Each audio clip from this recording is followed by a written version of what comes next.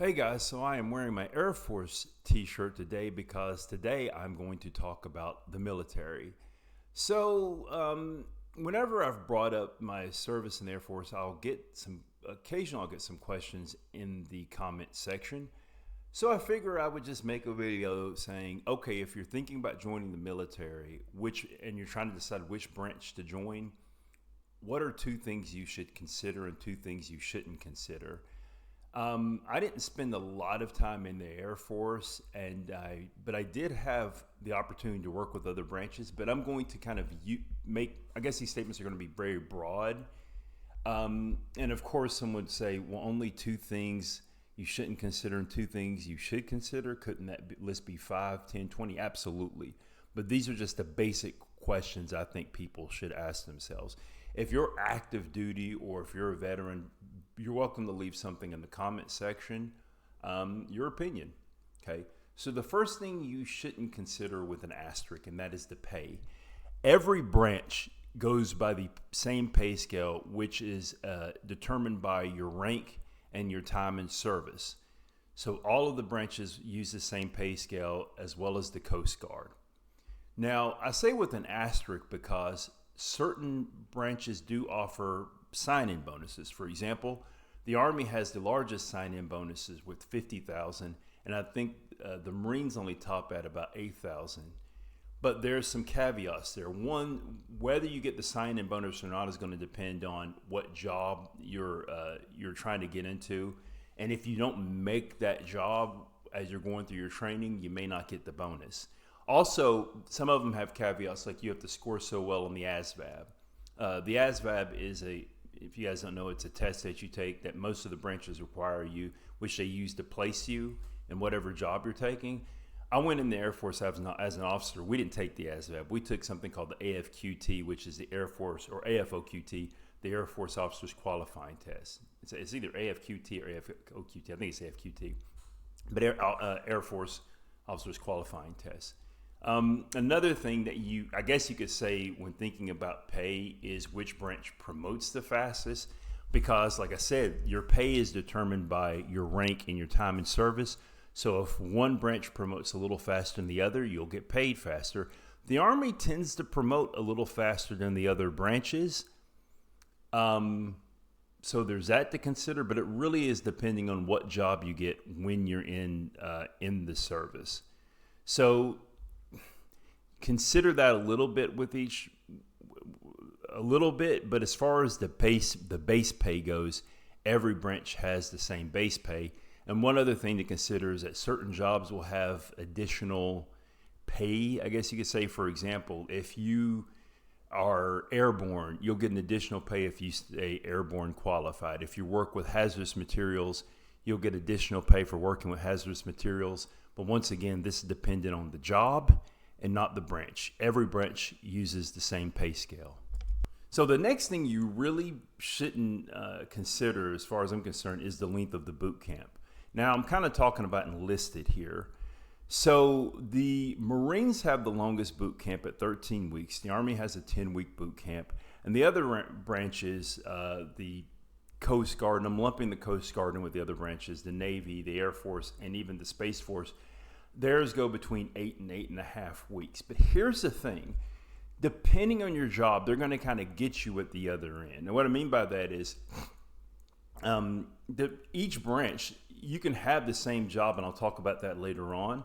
But the tech school, is what we call it in the Air Force, the school that you go to learn your job will vary. So here's an example.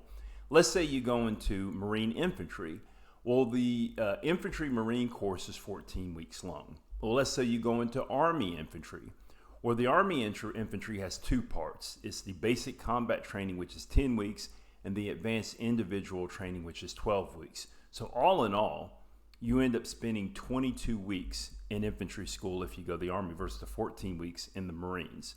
So although the Marines have the Marines have the longest basic training, if you go in as an infantry, you're going to spend more time in school before you actually become a full-fledged infantry man or person. You're going to spend more time in the Army. And that's the thing. Depending on the branch, you can have the same job, but you may be spending more time in your tech school.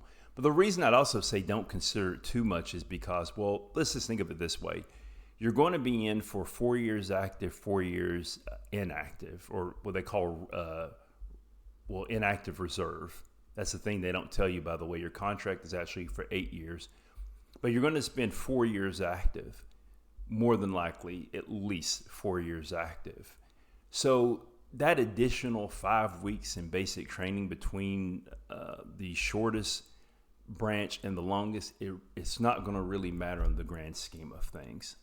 So the obvious thing you should think about when considering which branch to go to is the job. So there are certain jobs that are going to be in all the branches, like intelligence analysts, logistics, and then there are jobs that are going to be in multiple branches, but not necessarily all. Like, for example, infantry. Both the Marines and the Army have infantry. But you have to think about it is, what is the branch's mission? So the Marines is an expeditionary force. The Army does more long-term missions, long-term sustained missions. So the role of the infantry, although it's the same job in each branch, is going to be a little different.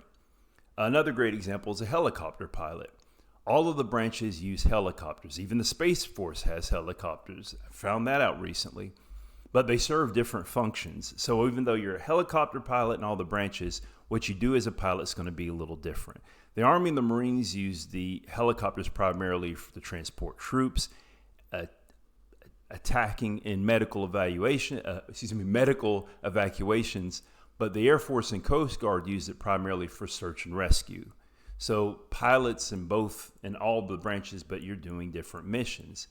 There can also be multiple jobs that exist in each branch, but the opportunities may be a little different. So going back to the whole thing of a helicopter pilot, if you want to be a helicopter pilot, any of the branches, you have to go at the officer route with the exception of the Army.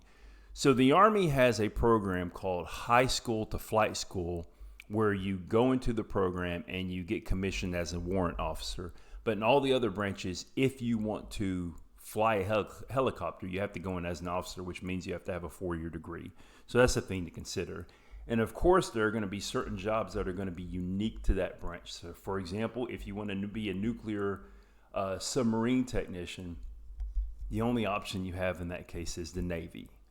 So that's the different ways you can consider what job you want to do in each branch, or possibly do in each branch.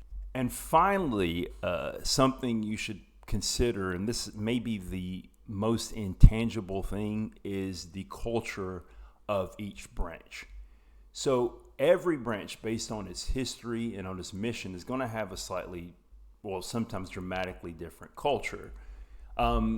So for example, the Marines put a big emphasis on taking up leadership roles really early on. So you'll have E4s doing the job, at least from what I've heard, doing the job of what E5s may do in another branch.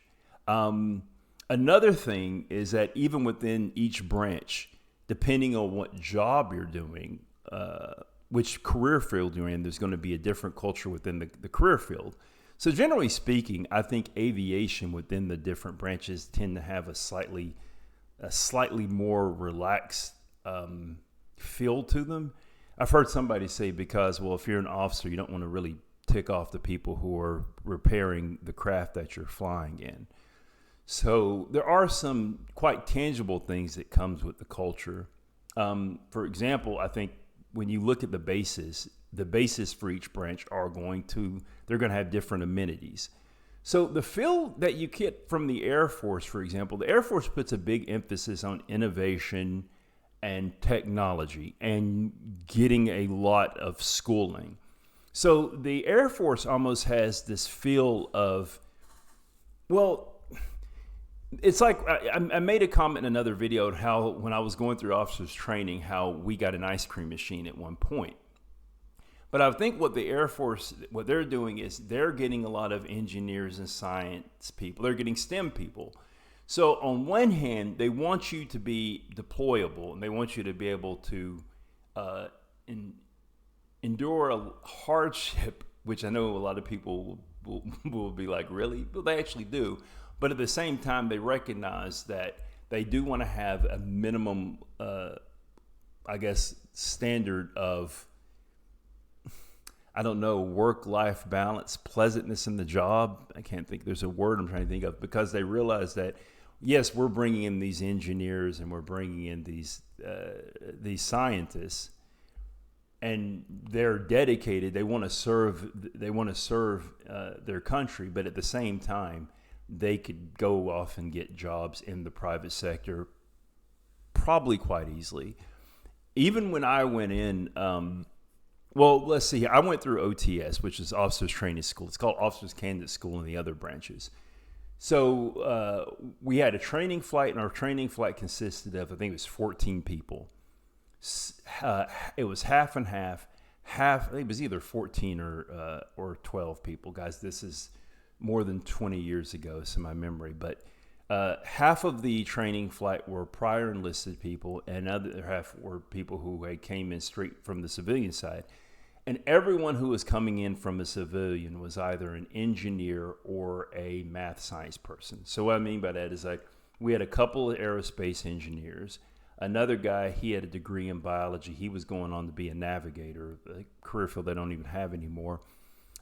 We had one person, she was going, I think, the reserve route, but she had a degree in physics. And then you had me, I had a degree in mathematics.